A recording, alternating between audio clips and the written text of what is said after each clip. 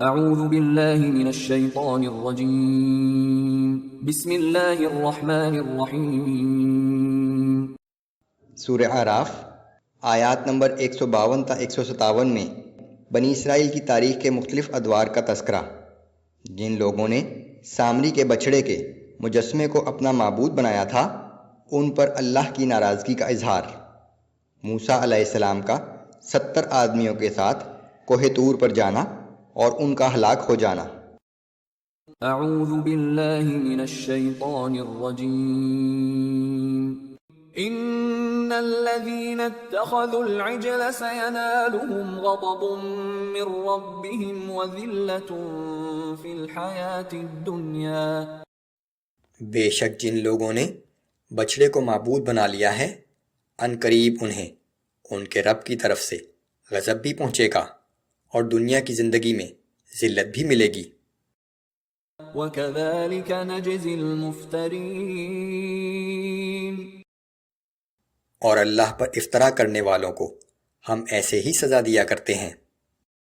وَالَّذِينَ عَمِلُوا السَّيِّئَاتِ ثُمَّ تَابُوا مِن بَعْدِهَا وَآمَنُوا إِنَّ رَبَّكَ مِن بَعْدِهَا لَغَفُورٌ رَّحِيمٌ۔ اور جن لوگوں نے گناہوں کا ارتکاب کیا پھر وہ اس کے بعد توبہ کر لیں اور ایمان لے آئیں تو یقیناً آپ کا رب اس توبہ کے بعد معاف کر دینے والا اور ہر وقت رحم کرنے والا ہے۔ وَلَمَّا سَكَتَ عَن مُوسَى الْغَضَبُ أَخَذَ الْأَلْوَاحَ وَفِي نُسْخَتِهَا هُدًى وَرَحْمَةٌ لِّلَّذِينَ هُمْ لِرَبِّهِمْ يَرْهَبُونَ۔ پھر جب موسیٰ کا غصہ ٹھنڈا ہوا تو اس نے وہ تورات کی تختیاں اٹھا لیں جن کی تحریر ان لوگوں کے لیے سراسر ہدایت اور رحمت تھی جو اپنے رب سے ڈرتے ہیں۔ وَاخْتَارَ مُوسَىٰ قَوْمَهُ 70 رَجُلًا لِّمِيقَاتِنَا۔ اور موسیٰ نے ہمارے مقرر کیے ہوئے وقت پر حاضر ہونے کے لیے اپنی قوم سے 70 آدمی منتخب کیے۔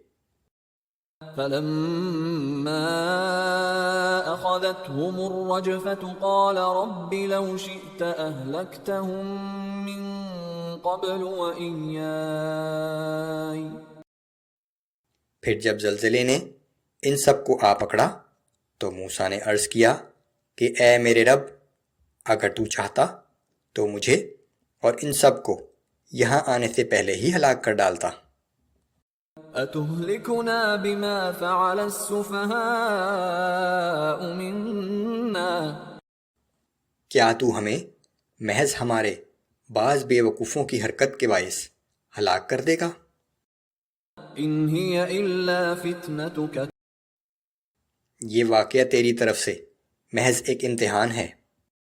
تُضِلُّ بِهَا مَن تَشَاءُ وَتَهْدِي مَن تَشَاءُ۔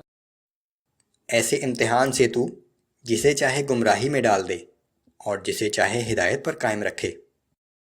أَنْتَ وَلِيُّنَا فَاغْفِرْ لَنَا وَارْحَمْنَا وَأَنْتَ خَيْرُ الْغَافِرِينَ۔ تو ہی ہمارا کارساز ہے بس ہمیں بخش دے اور ہم پر رحم فرما، تو ہی سب بخشنے والوں سے زیادہ بخشنے والا ہے۔ وَاكْتُبْ لَنَا فِي هَٰذِهِ الدُّنْيَا حَسَنَةً وَفِي الْآخِرَةِ إِنَّا هُدْنَا إِلَيْكَ۔ اور ہمارے لیے اس دنیا کی بھلائی بھی لکھ دیجئے اور آخرت کی بھلائی بھی، ہم نے آپ کی طرف رجوع کر لیا ہے۔ قَالَ عَذَابِي أُصِيبُ بِهِ مَنْ أَشَاءُ وَرَحْمَتِي وَسِعَتْ كُلَّ شَيْءٍ۔ اللہ نے فرمایا کہ سزا تو میں جسے چاہتا ہوں دیتا ہوں مگر میری رحمت ہر چیز پر چھائی ہوئی ہے۔ فَسَأَكْتُبُهَا لِلَّذِينَ يَتَّقُونَ وَيُؤْتُونَ الزَّكَاةَ وَالَّذِينَ هُمْ بِآيَاتِنَا يُؤْمِنُونَ۔ ہاں میں اس رحمت کو ان لوگوں کے لیے خاص طور پر لکھ دوں گا جو نافرمانی سے پرہیز کرتے ہیں، زکوٰۃ ادا کرتے ہیں اور ہماری آیات پر ایمان رکھتے ہیں۔ الذين يتبعون الرسول النبي الأمي الذي يجدونه